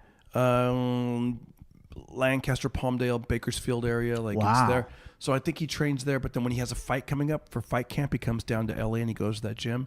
His name is Nico Macias. That's a cool name. Also name is Rooster, and he still has one of. He's those, the rooster too. He's the rooster. He's the real rooster. I just, I've kind of, I've retired that rooster thing. Yeah. Once I shaved the red hair. Do you want to fight for the name? No, you got it, buddy. No, you got it, buddy. This ain't no cockfight. You just, yeah. It's just, it's so funny because then there was another rooster. Well, there's another guy named El Gallo Negro. He was, he also is the rooster. It's a different rooster. El Gallo. He's half black, half Latino, and or half Mexican, and he's a heavyweight. His name Whoa. is Gerald Washington, and he goes by El Gallo Negro, the Black Rooster. But then this other guy's name is Rooster, okay? And he's got like a tail. You know how people have those tails, like those, yeah. 80s style. And he's kind of like, hey, he's always smiling. He has all this energy, and he's like, yeah. And his coach is like this really cool guy named Ivan. He's got like tattoos on his neck. And he's like, yeah, man, he's like corn-fed, man. He like, feel his hand. Like I shook his hand, so his hands are all thick. And this guy has like so much energy, this kid. If you could look him up on YouTube, you'll see it's like they were like amazed. They were like, that was almost 200 punches per round. Wow. Like to watch that guy train, like I saw them sparring, his style is like he applies pressure the whole round. Like That's incredible. I saw him sparring this other kid that was undefeated. When I say kid, they're in their 20s. And he just walks right up to him and, with his hands like this and just starts pounding away like bam, bam, bam, bam. I mean, it's crazy. Like, I mean, just the level of conditioning. just seeing that, I saw him do that for like must have been like 4 rounds, which is, and then I saw him get out of there and they're drenched in sweat, and then I saw him go over on the speed bag and just smiling and popping up like he was, I mean, just like da da da da da da da da da. And at the time I was still jumping rope, and I told my buddy, I go, dude, we're not gonna stop jumping rope until he stopped with the speed bag, because he did all that and he's doing speed bag and we're just jumping rope. This is nothing but. And so when he was done doing the speed bag, I go, how do you have all the energy? Like, what do you do? Like, what do I need? I need to be like you. I mean, I know I'm older than. And he goes, oh man, I go, what do you eat? And he goes, I just have oatmeal and I put hot sauce on everything. And then he's like, do. Oh, and one more thing, I like pizza. Do. So maybe the pizza has the carbs and that gives him the energy. I don't know, man. So That's incredible. that'd be funny if I take away from it what I want. Yeah, forget the oatmeal. Well, the point is pizza, guys. Yeah, no oatmeal. Yeah, but it's neat to see the people at that top level doing what they love, and like, wow, It's inspiring. It's cool, man. That is, finding the good in what can we find the good in, and that got me inspired, man. I'm telling you, It's so necessary. Since that conversation, I've gone through a whole bottle of Cholula. I really have. Like, yeah, I guess I'm quicker. I don't know. Am I? I don't know because of the hot sauce, but yeah, watching that Rocky movie with my son, that's cool. Family bonding, man. That's a movie. Now you know what's funny with I remember I asked him one time, I go, hey son, let's play Cowboys and Indians. And he's like, what's that? Because they don't have Westerns on like they used to when we were kids. I mean, Gunsmoke was on for like 30 something years. And then Bonanza, Big Valley. I mean, all these, things change. The Clint Eastwood movies. Yeah. Well, Blazing Saddles, the comedy, like when I was a kid, first off, like I grew up in a neighborhood with a bunch of kids. And we would go outside. So there was nonstop opportunity to work your sort of imagination and play different sort of games. But now it just seems like, I mean, I don't know if there's any truth to it. And it, like sometimes I want to get better at repeating stuff and prefacing it with, I don't know if this is true. Mm-hmm. But somebody had quoted to me, or I read something along the lines that like children now spend more time indoors than prisoners or something like that. And I do see, because of the technology. I mean, dude, if I had those video games and that sort of stuff when I was a kid, like Atari 2600 and Nintendo kept me indoors. I can only imagine what it's like with these video games. I just get realized it. you're right. I used to go to the video game. It was the arcade. Yeah. I used to go to the arcade, and then we finally got the Atari 2600, and I was like, whoa. Well, we don't need quarters. Like I know, it was some of the games are at home. I mean, Pac-Man's a little different, but it's close enough. And yes. yeah. But back then, like, we would go outside and play games, and that's what kids did. But I don't think that really happens anymore. You're right. I remember like we would imitate the shows like Evel Knievel. So you'd see him try to jump the Snake River. So on our bicycles we'd make a little ramp, and I remember Dukes of Hazzard was really popular. So we'd play like Dukes of Hazzard and act like you'd ride your bike around the neighborhood and jump a ramp. And I used to live near a field too, so that was cool. Oh, that had to so be you awesome. take the bike to the field and like going over the hills and Yeah, one of the jokes I used to have was when you're a little kid, everything on TV was an instruction guide. Like you would just see stuff on TV and act it out. yeah. I don't know if kids do that stuff anymore. It's interesting. How about Guinness Book of World Records? That was one of my favorite books as a kid because I'd order one every year. We'd have like we'd get like this like little piece of paper catalog thing. And we'd have to sell books, and then we could also remember buy that. books. Yeah. And every year I would always because like your teacher would be like, you have to buy a book. Reading's The important. Scholastic book. Yes, exactly. Yeah. And I was like Guinness Book of World Records. Yeah, my And I was favorite. always turned to the fattest guy page. I always thought that was the best. Those two dudes on the motorcycle. Yeah, Benny and Lenny. Yeah, is that their names? Yeah, I'm pretty sure. That's hilarious. And the tall guy. And did you ever read that book and be like, I want to try to break a world record? Yeah, always. And you'd skim through. What can I do? Okay, pogo sticking for the longest amount of time. I remember the closest I got, and I wish I could Google this because I tried Googling, I couldn't find it. But I remember, for some reason, I think I saw something like this where it said pull-ups, and I was like, I can do pull-ups. Yeah. And the number wasn't that. I mean, it was high, but it wasn't like that high. It was 107. And I was Really? like, yeah, at the time. But listen, and I think that was for like one finger. It was like I was like 107. I could. Oh, one finger pull-ups.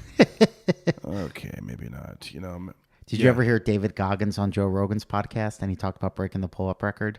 Yeah, what did he It's say? like thousands. He Yeah, did it was it for like 24 hours 4,000 or or something. something. Or It's incredible. I got to look it up because he's not in the current one. But yeah, maybe he absolutely just crazy. broke it. Yeah, I mean, yeah, his hands are cracked, and oh man.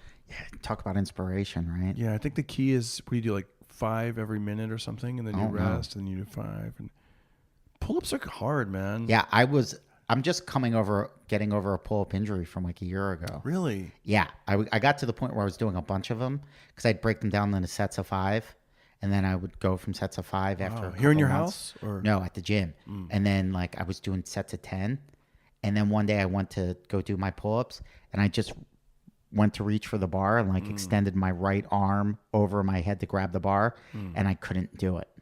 What happened? Like it was excruciating your arm pain going in up my with- shoulder. Wow. And then it was weird. Like it's sort of like whatever that pain was slowly started to travel like from my shoulder to my bicep to my tricep. Like it was weird.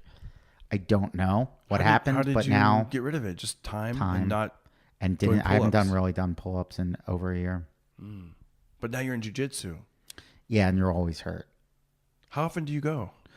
I can only go one day. I only can afford one day a week. That's cool. And even that's enough. Yeah. So I try to get to the gym 3 or 4, or even just walk or go for a hike.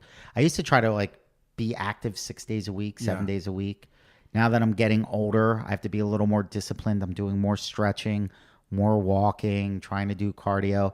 And then I was talking to this like really cool guy in my jiu-jitsu class who's a purple belt, and he was showing me like different stretches and exercises that I can do that'll help me with jiu-jitsu, because it really is just like learning a whole new language.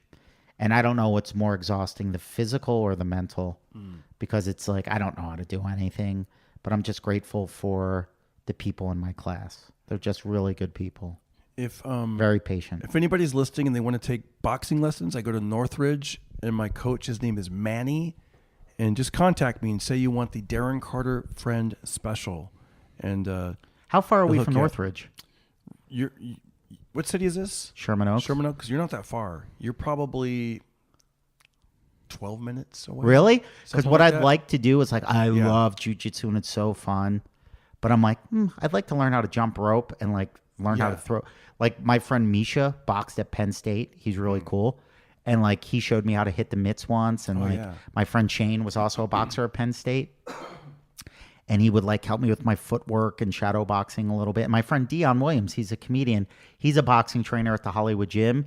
And like, I would pick up little things here and there, but it's like, I'd like to learn that, like, I want to, the older I get, the more I realize that like health and physical conditioning, it's even more important than putting money in the bank at this age. It is. I talked to Fraser Smith. He went to boxing gyms for he said he was addicted for 8 years, maybe 10 years. Fraser's in good shape, man. Yeah, and he was telling me he was spending too much time there. He goes, I was 3-4 hours because it's so fun, and then you're talking to the boxers.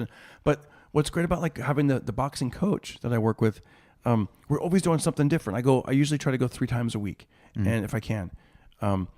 We're always doing something different. Like sometimes I'll just do the first 3, rounds of jump rope. What motivated you to make this change? Because I know it's happened since we've been friends. Yeah. And then it was it was like Pullman's Gym in Burbank at first or something like that. I remember when you first got started in there. And then now it's become part of who you are. And it's talking about inspiring. I have to give you a shout out. I'll see what you're like, I ran this many miles. I did this many push-ups, and I'm like, Darren Carter, you're my hero. How did that happen? And what was the thought process behind doing it? And then what was the reason why you got started in that instant?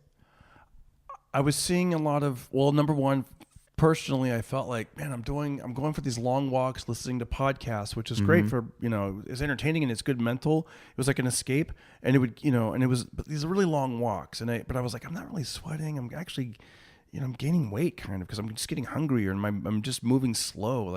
So I was thinking about that. But then when I joined the boxing gym and I started posting that stuff, 100 push-ups, 100 sit-ups, because I felt like people were being very kind of hateful and bitter and negative online. Yeah. And I thought, you know what? I'm going to combat it with what I'm saying. I'm going to just, every time I see it, I'm just going to do something positive, put something positive out there. And it comes back where people would start to message me like, hey man, I used to think it was a little annoying. And then I realized why I thought it was annoying is because I'm sitting on the couch and I'm like, if he's doing it, I can do it. Yeah. And I started getting messages and I realized, and because other people started posting stuff, like my buddy was posting, every time he would do push-ups, he'd shoot a video of it. And I'm like, that's cool. We're motivating each other. Yeah. And then it became not just me and my buddy, but it became just a whole thing. And even today I put up a video where I'm like, all right, and I went running at Griffith Park and I'm like, okay, you were watching football and you had pizzas and you were sitting on the couch, let's get out there and get moving. That's awesome. And it's not to be braggadocious, look what I'm doing. It's not that at all. It's I love posting it to kind of inspire others. And it's what can I do that's going to help others? And it keeps me motivated because people will message me back hey, that was cool. How did you do that? Yeah, and it's almost like being on stage in the audience and you both are there for each other. And it was funny because not that I'm in great shape, but I'm in way better shape than I was. But it was kind of funny because even my wife was like, shouldn't you be in better shape to be posted? I'm like, who cares? No, I think that's more inspirational. Yeah, because I'm not like some David Goggins, world-class athlete. But I used to find ways to, and I always thought it was so cool to be able to work out without having to be at a normal gym. Here's my card, because I used to go to Gold's Gym for years, and it was cool for me in the 90s, but then I just got really bored there, just dumbbells and bicep curls. I just got burnt out on that. But so it was really cool once I discovered wow, you can do things like burpees and jump rope and and figure out how to do something without any kind of weights, Yeah.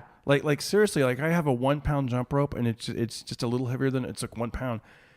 Just try jumping that for 3 minutes. It's I can't even jump rope. I'm not coordinated. Between jumping rope for 3 rounds and then you shadow box for 1 round, you're going to be sweating. Oh, yeah. Steve, it's the coolest. Well, you know it now because you do jiu-jitsu, but I hadn't seen this in years. To see actual sweat dripping down on the ground, the floor. And then now when I have the boxing coach, because when you're by yourself, you're sort of self, disciplined. And I'm working out, but I also would cheat a little bit. The boxing clock, instead of 3 minutes, let's say it starts at 2:40. I'm like, who cares? It's just 2 minutes and 40 seconds. Yeah. My boxing coach now, he'll walk over and reset the clock. Yeah. Ding, ding, ding. Dude, my shirt will be soaking I'm front done and after back. jiu-jitsu. They do a thing. He puts me in the boxing ring, and it's let's say this table here is a boxing ring. They have a string they take from corner to corner, and you practice bobbing and weaving underneath the string, and so you're going around spiral. So outside, and then you're doing like side gallops, and then you start to go closer until you're pivoting and you're in the center. Wow. And also the boxing. This is interesting. I just realized this recently. When you're in a boxing ring, there's some give to it. It's like springy. Yes. And also there's carpet, so your legs and feet get tired, man, because you're not like on the cement or a hardwood floor. It's like working out in sand in a sense. And man, my feet muscles were hurting like when I first started doing that. I'm like, I didn't even know I had muscles. I have calluses, scabs. I mean, on my feet from jujitsu. Wow. It's weird. Wow. You're using stuff that you don't normally use. You're like, your whole body's sore. Totally. Even were you scared? Like your first day, like was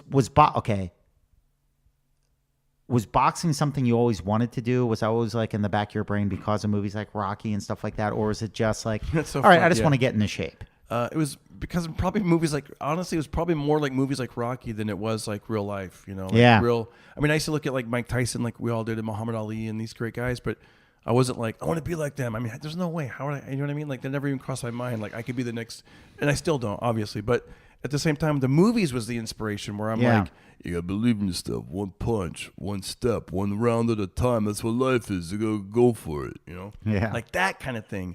So I remember I got really lucky because that gym is no longer in Burbank. But at the time when because I live in Burbank, I walked by the gym and I saw it and it said boxing. And I'm like, oh, wow, I've heard about this place. In fact, I went there for I think Mike Favorman and those guys did like a TV pilot in there. So I'd been in there just for that TV pilot. Mm-hmm. And I went there during the day on one of my little slow walks, and I used to listen to my podcasts and stuff. And I walked in and I saw that there's only a few people in there, but there was a guy playing chess. There was a big chessboard at the front desk. And I love chess. And I'm like, I walk in and I go, oh, hi, how you doing? I heard about this place. And I asked a couple of questions. How much do you guys charge a month? Were you scared to walk in there?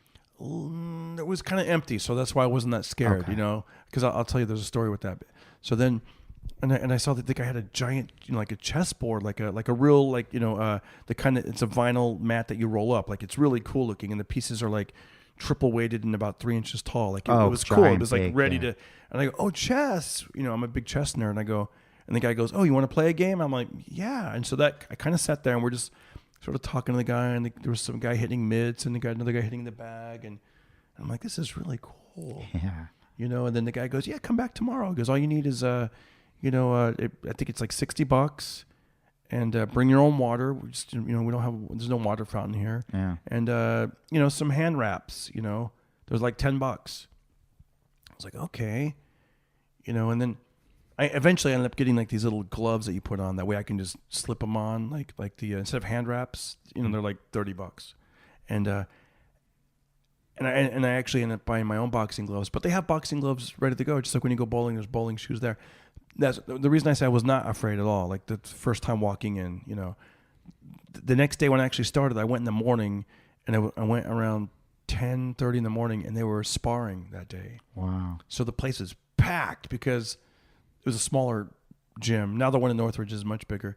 And it was packed, and there was people from other gyms because their fighters are getting ready to fight on TV or whatever. And I didn't at the time, I didn't know that. I didn't know who was who. Yeah, you didn't know it was a big deal. And I've seen people jumping rope indoors and like, woo, woo, and I'm like, God, there's no room because I'm afraid I'm going to get hit by one of these ropes. Yeah. And everyone's super cut and like abs and like shoulders. Yeah, they were all and athletes. Yes, athletes. I mean, there was a few when it was in Burbank, there was a few regular people in the morning, but very few. Like I remember you'd see like a couple actors or actresses, but really it was all about boxing. And I remember, and I'm seeing people like punching in the ring and fighting, and they got the headgear on. But I didn't, at the time, I didn't know that those were professionals. I just I thought this was just the community. And I thought they're going to tap me on the shoulder and tell me I have to go up there next. I didn't know. You didn't realize that you were at the Comedy Store of boxing. Yes, I didn't know that. Yeah, I was just like, so I really didn't know that. And then eventually you realize, oh, there's like a whole hierarchy, but everyone's friendly. But when I say hierarchy, you don't realize like no one's the reason why that guy's so good is because he's fighting for a title. Yes. I thought he just worked at the local Bank of America and this is his lunch hour. No, that's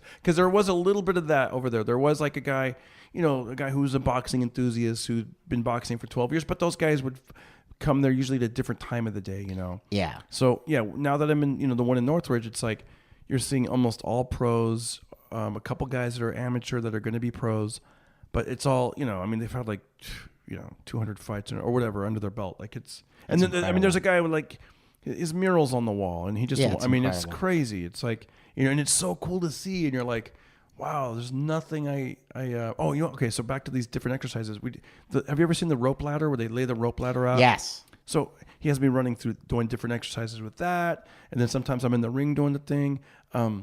That stuff's brutal. Even silly stuff that's kind of fun you could do on your own with a tennis ball, where you drop the tennis ball and then you reach back like you're punching it. So you drop it and then punch to practice on your hand-eye coordination. That's incredible. There's 4 heavy bags. Okay, so it's 1, 2, 3, 4, and you're practicing doing a rhythm of like a 1-2. Like a jab and then a right. So it'd be like 1, 2, and then you practice like moving to the side, and then making the next one faster. So it goes left, right. So it's like pa. So in that, man, you're going to sweat and get out of breath because you're practicing footwork and also punching and a rhythm. So it goes 1, 2, step over to the next bag, 1, 2. Next one is 1, 2, and then 1, 2, and then you go back the other way. So you're practicing punching and then, and you know what's great? Listen, if you ever do start boxing training, film yourself where you're like I look good there, and it's kind of funny. Just put it on Facebook and you'll get like at least 4 or 5 comments of people telling you what you're doing wrong. Yeah. Which is funny, but at the same time, some of them kind of, it made me more cognizant. The next time I was like, like one guy, you're not turning your hip enough. You're not turning your back foot. And I'm like, it's first you want to be like, screw you. But then eventually, they're kind of right. So, Yeah. So now when I put stuff up, I know that I'm not perfect, but I do think about that stuff, and it makes you kind of better. So it's weird. Like, but do you think you're ready to film yourself? You're doing jiu-jitsu and put it up there? No. You want to hear something really funny? Yeah. I've been going for a while now, like as often as I can. Yeah. And part of it is like, financially. And then another part is, to be honest with you, Darren, like I'm very busy, but also the recovery time. Because I'm in my 40s now. And it's so exhausting and so excruciating that it's like, I want to try to get a year's, if I can go consistently for a year, and I know people are listening, they're like, you're never going to get good at jiu-jitsu going 1 day a week. I'm like, I know. That's not my goal. My goal is to stay committed to something that just brings me joy. And like my goal joining up, honestly, because like I've had all these like really cool, I call them like God coincidences. Like I was on stage in La Jolla a couple months back. I guess it was in June. So that was already 3 months ago. And I was out of shape and I had a joke about that and whatever. And then I was like, man, I'm trying everything. Like I even started doing jiu-jitsu. And this guy up front, you could tell he was tough because he had a hot girlfriend and cauliflower ears and like full sleeve tattoos. He's like, jiu-jitsu, bro, keep it up. And I'm like, do you do it? And he was like, yeah. So then I was cool. like, and then I said something like, and then somebody in the back said something because it's San Diego. There's a lot of really good guys down there. And I was like, to tell you the truth, I don't care if I'm ever good. I just want to lose my belly and make friends. And that really was my goal. Because I noticed that like when Joe Rogan would bring guys up to the Comedy Store, or like Eddie Bravo or Tate Fletcher, like those guys are black belts and they're the coolest, nicest people ever. Like I love their energy. I want to be around that positive, feel good energy. Yep. And like that was La Jolla, and there was some sort of tournament in town. And I got to meet all these black belts that night. And they were just super cool. And we were just laughing and having a good time. And that's what I love most about it, is that sense of community just populated with really cool people. And so that was, I've been doing this 4 or 5, I don't know, maybe 6 months. I don't know. But I think last week was the first time I put my pants on properly. I'm not even kidding. I think I've been wearing them backwards the whole time, my gi pants. Oh, your gi pants. Yeah, because I'm afraid to ask people stuff. Like, I don't even know how to tie my belt, really.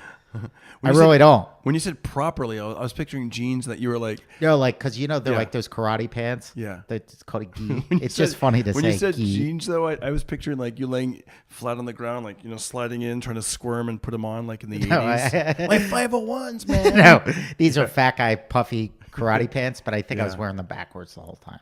I'm not kidding. I'm not even kidding. Wow. Like, I literally don't know anything, but it's so cool. Like, our coach is just so awesome, and he'll come over and give you one-on-one instruction and be like, great, that looks great. Do it again. Do it again. He'll walk you through everything. Like, he'll teach you a technique, make sure you have it, and then you do, like, sparring with people. They call it rolling. But and then if you get really cool people to roll with, they'll just tell you what to do. Like you get one-on-one instruction from your peers. Well, not peers, from your classmates. They're not like, I'm really bad at it, but I love that. And it's making it fun. Like there's no pressure. Like if people were like, you're not I'm like, yeah, man, I don't know anything. I literally don't know anything, but it's the best workout I've ever had. You must be pretty strong if you're up to 10 pull-ups back, that's kind of hard. Yeah, that was hard for me. Yeah. And the reason why I started to do those pull-ups is like that journey started over a year ago. I mean, I was hurt a year ago. So it was probably 2 years ago where it was David Goggins again. And he was with the owner of one of the NBA teams, and they wrote that book, Living with a SEAL. And he said on his first day, he had that guy do 100 pull-ups. And the guy couldn't even do like 2, he thought. And Goggins just stayed with him until he got 100. So I went, do it all day. I don't care how long it takes. Yes. I did 100 pull-ups back then. If somebody told me to do it, like back when I was posting. Because I don't post the workouts as much as I used to. People listening, yes, you do, Darren. But I used to post it like 4 days a week, 5 days a week, because I was like, let me just put this out there. Every time I hear, every time I see somebody putting something, negative or hateful online or depressing, let me counter it with something positive. Amen to that. So I'd be like, done. Who else? And then it was cool to hear the feedback. So I remember like back then somebody goes, hey, try doing 100 pull-ups. And I did. I went to the gym and I remember I went to the boxing gym and I did it like 3 at a time and then 2 at a time and then 1 at a time because I was getting tired, but. Well, I can remember when I couldn't do 1. So what I would do is I would jump and use my momentum from the jump to get my chin over the bar. So it was like kind of like a squat box jump pull up. Yeah. And then I used the that Gravitron machine that balances out your weight. And I would do pull-ups there and slowly make the weight less and less and less and less. So I was doing more, getting closer to my body weight. That's how you got stronger then. Yeah. And then I got injured. And that's just one of the things like at my age, I have to be conscious of. And for me, a lot of this exercise and stuff is the balance between fear and ego, where I want to face my fears, but then I also don't want to feed my ego to the point where I'm going to get hurt. And I was so proud of myself because jiu-jitsu is the toughest thing I've ever done. And it's something I wanted to do since I saw the first UFC with Royce Gracie in the 90s. Like I remember that vividly. And then I remember the late 90s, a friend of mine started to do it in Philly. And I remember at the time, I think his teacher was a purple belt because there just wasn't that much of it around. And I was just afraid to do it. It works though, because I talked to Bill Dawes, who I believe is a purple belt. Yeah, and he was saying purple belts are dangerous, dude. He was telling me how he used to do yoga, and he would, but he goes, he wasn't living the healthy lifestyle. But he was able to do yoga, and he was feeling all good about that. But he said when he joined jiu-jitsu is when he became living a healthy lifestyle. And he goes, and plus it works. And he was telling me how some kind of fight at a bar, some guy grabbed some girl, and then some other, whatever happened, but.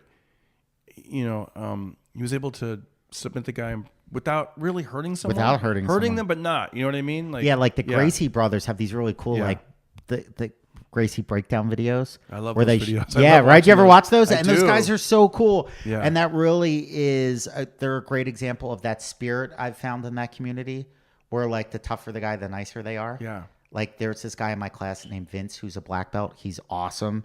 He's so cool. And I believe he was a wrestler before jiu-jitsu. Like, what's cool about it is I meet these guys that are like Krav Maga instructors or boxers that are now learning jiu-jitsu or collegiate wrestlers and stuff. And he was like, I've been going for months as best as I can because of the whatever. And like, he was showing me this position, the side guard. But it was the first time I really had my balance right. And he was like, look, you can't be moved. Look. He was like, you got it perfect. And I was like, whoa, that's so cool. And they just break it down and show you everything. It's really cool. There's a thing online. If you see Ed O'Neill, speaking of married, the best. That's one of my favorite videos. Yeah. Well, how can people find it? It's something like just Ed O'Neill, Ed O'Neill Gracie, or first time. And Brazilian. Does he describe like? I only saw it once and it was a while ago, but I think he talked about his first time down in Torrance at the Gracie's Academy down there, and like he was like, I was in pretty good shape, played a little ball, And he started talking about it. It's great. I don't want to ruin it for people. Yeah. But that's true though, right? Like you could be on top of someone. They're like, like if someone that's really good at jiu-jitsu could be like, Steve, try to hold me down. And then all of a sudden They're so good at what they do. And then It's they're like, okay, magic. no, I'll hold you down. And then It's you're, ninja skills. You're like, I don't get how to yeah. Like, Because you're thinking just brute strength will get me out of this, but it's like, the techniques these guys have. What's really cool is that when you have the guys that are very patient with you and they're helping you, and then like they're like, okay, now you ready for this? And they just like move their hip an inch and you go flying over. wow. It's so much leverage and angles, and I think you would love it because the guys that get really good at it, like right now, I won't even say I'm a student yet. Does that make sense? Yeah. Like every once we had these guest instructors come in and everybody took a picture and I just didn't feel worthy to even be in the picture. Right. Like in all honesty, that's just the That's how truth. you're and right. they gave me a t-shirt when I Yeah. joined up. Yeah. And I'm like, I'm not going to wear that t-shirt Because, until until I feel like you're I've right. earned Yeah. it. Like I tell And I haven't earned the right to say I'm this guy's student. Yeah. I haven't earned the right yet. I'm just so grateful to be right. around it. You know what? You're right. It's so funny how we choose our words because I say I'm a comedian. I am a comedian. Yes. That's what I am. But I don't tell people I'm a boxer. I'm like, no. I go to the boxing gym. I I'm do trying to boxing work workouts. out. Yeah, I'm just trying to work out. I'm not like I'm a boxer because I'm not a even boxer. good at that. And like getting Yeah. to the point where I go, like, I was proud of myself because I still get scared. I think it's important that people know that normal people can start working out like you, or normal people Yeah. like me. Like I've always been a chubby, non-athlete guy. Yeah. To make that decision to show up. And it's amazing how when you take that step and you don't know where your foot's going to land, how God is there to help you through it. Yeah. Like you have to just walk through that fear. And I know I'm never going to be good at it, and that's not the point. But I'm learning so much about myself and life. Like I'm learning that I'm a white belt at life. I'm like, I really don't know anything, and I should just be more kind and understanding to everyone. And I was proud of myself at the last class because I just stopped. I'm like, I did enough. I'm like, I can't breathe. I'm soaking in sweat. And I went through I rolled with like 5 guys or something, and there was still time left in the class. And what the really dedicated guys do, and I think it'll probably take me, at the rate I'm going, 4 years. I'll be probably almost 50 years old by the time I feel like I can have the cardio to even really start learning. Like, and I know people are like, oh, it won't take that long.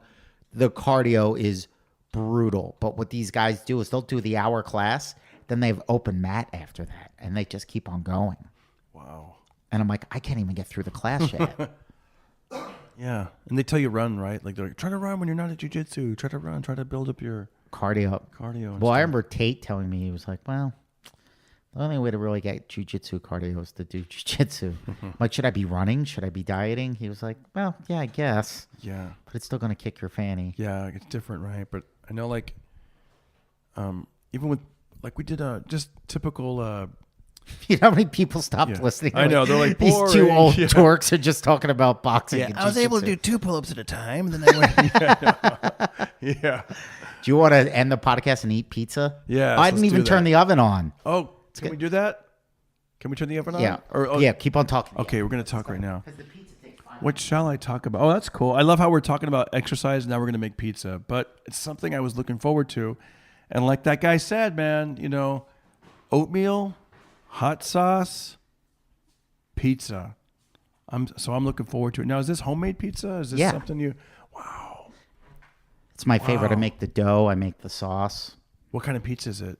Is it like sausage pizza, pepperoni pizza? I do have pepperoni if you want pepperoni. What do you... Like, how is it? I usually, my Yeah. preferred is just plain cheese. That's cool. But I bought the pepperoni for a reason, Darren. Well, let's do it. Yeah. And then if you like it, I think Danny Lucas, the sound guy at the Comedy Yeah, Store. yeah. I have to find them, but I think I have a few pizza boxes left. He brought me like pizza boxes that pizza shops have. Really? As a gift. Really? Yeah. So then we can make a pizza and you can bring one home to your family. That's awesome. Thank you. Mm-hmm. Thank you. My wife is, man, she did a lot of cooking even before I got up. She gets up early. So I woke up this morning. We had turkey bacon, ready to rock. Delicious. Eggplant. I love eggplant. Whoa, I love eggplant, she too. bakes the eggplant with like the breadcrumbs on top. Yeah, it's so my good. favorite.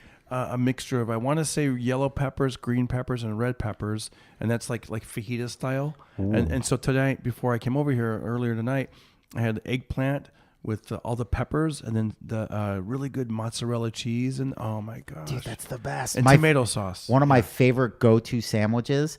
I make like the eggplant cutlets. Like I'll deep fry them, bread them, and deep fry them. So it's like deep fried eggplant, and then I get like good Italian bread, and I slice up the fresh wet mozzarella, and then I put that on the Italian roll. Yeah. And then I take the hot eggplant out of the fryer, and so then it starts to sizzle into the cheese. And then the day before, I'll roast long hot peppers. So it's hot peppers, mozzarella cheese, and eggplant. And I'm like, this is delicious. If I didn't work out, I'd be 500 pounds. I know. And then we gotta. I know. I love food so much. They opened up a Whole Foods in Burbank. Actually, you know, Whole Foods is not. It's pretty affordable now. They always do that joke. Hey, it takes your whole paycheck, but it's. Have you been to? Do you go to Whole Foods at all? There's one down the street. I'm more of a Ralph's Trader Joe's guy because I'm, not rich. When I'm by myself, though, like if I just want to grab a salad, that's what I have to start doing. That's one of my goals. Like my wife makes all the great salads. food, but just go there and like seriously, it's like I'll get $13 worth of salad, but it lasts, man. Like it could last like 3 or 4 meals, especially if you're eating something else and then you throw in the salad. And I just have to do that. I have to start making healthier that way you choices. get more vegetables in your diet. Yeah, I need that. And that's what my body's craving now because I've been doing brownies and I eat like a 7-year-old at a birthday and the party. holidays are coming up. Yeah, I gotta get better, dude. I gotta tell one quick Halloween memory. I remember when I was in I must have been about 9 years old, and my mom, she goes, what do you want to be for Halloween? I go, a mummy. And so she took a bed sheet and we cut it up into like ribbons, and so she could wrap up my jeans and wrap up my whole body as a mummy. That's awesome. But it was hilarious. How old were you? 9? I was 9, and she left a space right near my zipper. She goes, in case you have to pee. Oh, that's awesome. And also a space where my glasses are so I could see. So I just pictured like this kid, like, looking like a mummy except for there, and then maybe a little bit where because I'm sure the fly area was like not totally open, but like enough accessible, but in like case there was an accident. Yeah, exactly. Like I gotta go, because you can't wrap up a kid like that. But and I asked my son what he's going to be this year, and he's going to be Michael Jackson. Do you know what I just watched for maybe the first time in 30 years? Karen had a former student she's 13 and the best, and she's obsessed with the 80s, like loves 80s pop culture and knows everything. Great decade. And we watched the Michael Jackson Thriller video for like the long version. Masterpiece. 1984, I want to say, right? 1984. I think so. And isn't it like it's really long too, right? Like 14 minutes, 15 minutes. Come on, the whole thing is great, and then on top of it, the cherry on top is Vincent Price at the end. That voice, yeah. Darkness falls across the land. The midnight hour is close at hand. Creatures crawl. I mean, that voice. Classic. Yes. Do you remember the Brady Bunch that Vincent Price was on, the Tiki Doll one? Oh man, was he? I gotta rewatch that. Is that when they went to Hawaii? He was part of that. Yeah, I'm pretty sure that was Vincent Price. Do you remember this? I remember Vincent Price. Scooby Doo. That, and also with Kermit the Frog. No, I don't remember that. It might have been the Muppets. It's actually funny. I'll show it to you. I'll show you the video after we end the podcast. Look up Vincent Price, Kermit the Frog. It's hilarious. Well, what's really cool is like I think back to Halloween. There are so many good memories with that. Like as a little kid, that's one of the highlights of your year because you get candy. You're like, what? Free candy? Yeah. And then that whole like, when you're a kid, you're just so in touch with your imagination and pretend. Yeah. And I just couldn't wait to get my costume. And it was way more effort when I was a kid. Because now, like, just about every community has those awesome Halloween shops. And a lot of the Toys R Us stores are now converted to like a Halloween store. You know? And I remember, like, I was that first generation where the costumes started to get more elaborate and started to change. And, like, I used to use, like, you could buy a costume in a box, and it would be, like, the plastic mask with the string. That's what mine was. It was like it wasn't very good. Like, in fact, Henry Winkler had tweeted or retweeted. Somebody goes, "Hey, I got my." It was one of the classic Fonzie Halloween costumes, and I was like, "That's my generation, like that era." You know, like the cheap little plastic thing with the little rubber band that kind of pulls, and you can barely breathe, and you just end up popping up the mask anyhow. Yes. you know, and the thing that was too short, and you know, all that, you know. Yeah, I can, and then I remember like the really good like rubber masks that it would have like a hood in the back to cover the back of your head. Yeah. Like I remember when I was a kid, one of my things was like I did not want people to know who I was. Like for the costume to be good, you better not know who I am. That's cool. And I remember even thinking like, do I have an old pair of shoes to throw these people off? I don't want people to recognize me for my shoes. Oh, smart. I remember like taking it so seriously. It's so funny now that I say that. Like I'm thinking about like PC stuff. Like I remember one year we dressed up as quote hobos, and I'm like, that might not be. I mean, I guess you could still be a, but you know, it depends on what neighborhood you're in. Hey, you should make fun of homeless people, but we weren't. We were like, I remember having like the stick with the bandana and like, yeah, you know, I'm well, a like, traveling man. See? Yeah, that's like one of those things you would do. You know? Plus, when you got older too, like it's fascinating. Like every year as a kid, Halloween has a different sort of meaning. But like when you hit like at least for my generation of me and my friends, like as soon as we hit like 11 or 12, people were starting to put the brakes on it. And if you did go out, you like didn't. The more you cared about your costume, like the more baby it was. Yeah, yeah. Like I do remember trick or treating like in 6th grade and 7th grade, but I think by 8th grade, people were like, "That's for kids." Did you guys used to say this? Because I grew up on the West Coast. Trick or treat. Smell my feet. Give me something good to eat. Yeah. Yeah. My older brother told me, like when I was really little, that he said that to our neighbors across the street. Because like maybe when I was 2 or 3, and he was like, "You weren't old enough to go trick or treating with me." And I said, "Trick or treat, smell my feet, give me something good to eat." And they gave me a chocolate foot. I was like, "What?" He was like, "Yeah, it was a chocolate foot this big." So then I remember going, I can't wait to get my chocolate foot this year. Yeah. And I remember going to that house and I was like, trick or treat, smell my feet, give me something good to eat. And they gave me like a normal little crappy candy bar. I'm like, what are you, out of chocolate feet? What's going on here? When Austin was a little, like he's 11 now. When he was he must have been, I think this was, I want to say 2009. That's a long time ago. Yeah, 2009. So he was like 2? He was a baby? Probably, yeah. In Toluca Lake, Bob Hope's house. It's on ledge. If you guys want to look it up, it's on ledge. Giant, big house, huge 10-foot shrub, 12-foot shrub. There would be a guy that worked for the family, and he had a table, and at the end of the driveway, and you'd walk by, and if you went trick-or-treating, at Bob Hope's house, they would give you something from the Bob Hope family. And we got like I want to say it was like a Bob Hope like playing cards. Oh, that's so cool. Yeah, it was cool. Little Bob Hope. I probably got the facts. It was I know it was Bob Hope something. I know. Sometimes I'll do the podcast and my son's like, "Dad, your memory is like that's not what it was at all." Yeah. Like, Kids remember everything. it was a Bob Hope thing. Yes, we did get it. But yes, and also like in Toluca, you know, there's different neighborhoods like that part of town. Like they give you the king. Some of the houses have the king size candy bars. King, not even King full size. Yes. King Yes. size. Yes. That's so cool. Yeah. where you're Well, like- that's one thing that has changed is the whole trick-or-treating thing. Like, since I moved to LA, I could count on one hand the amount of trick-or-treaters I've gotten. Yeah. Because now people go to specific neighborhoods to trick-or-treat.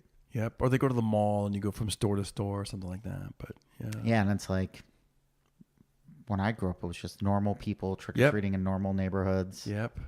One of our neighbors would used to fill up. They used to make like a dummy, like a life-size dummy that was probably about 4 feet tall, and had a rope. And then when kids would walk by, they'd throw it over the fence and try to scare the kids, and Oh, that's great. you know, stuff like that. My big brother takes the tradition we grew up with, like 80s style Halloween. And his kids are older. They don't trick or treat anymore. But he still cleans out his garage and makes it a haunted house that the kids have to walk through. And he has all these giant inflatables for his front lawn. And then he has like a dry ice fog machine and scary Halloween music and all these animatronic monsters and stuff like that. The kids love it. Oh man, I love that. We're gonna end the podcast. What I like to end the Pocket Party podcast, I always ask the guest if they have any words of wisdom or words of advice they'd like to give to our younger listeners or even our, you know, listeners that are our age or even older. But I generally feel like anybody who's on my podcast has lived long enough and has life experience. And sometimes it's just good to share something they've learned. It could be anything from a life hack to a lesson or an outlook or something. Anything that you could. Trust God. Yes. Trust that God is real and God loves you. and his plan's always better than yours. Amen. Steve, it was great having you on the podcast. Great having you on my podcast. Good times. What That's advice right. would you give my listeners? Be in the moment, and if there's something that happens with your family or something that you really had a good time with, jot it down in a little notebook.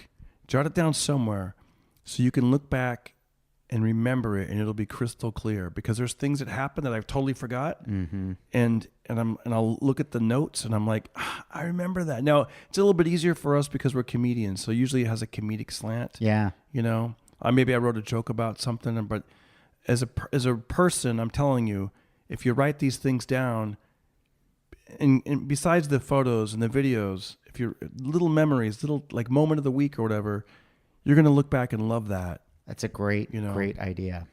That's a great idea. Where can we find you on social media? My website is awesomesteve.com, and it's at Steve Simeone Comedy on Instagram, at Steve Simeone on Twitter. Great. My Twitter is at Darren Carter. DarrenCarter.com is the website.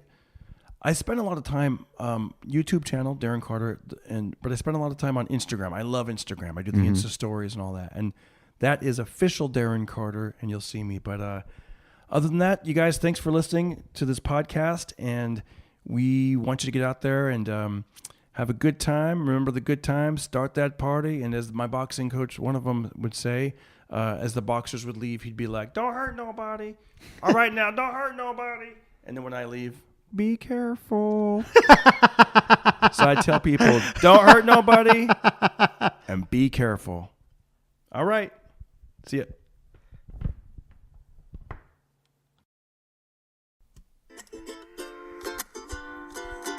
Pocket Party Podcast. Well, you did it. You stayed all the way to the end. How cool is that? I really, really, really appreciate that. You guys are so cool to do that.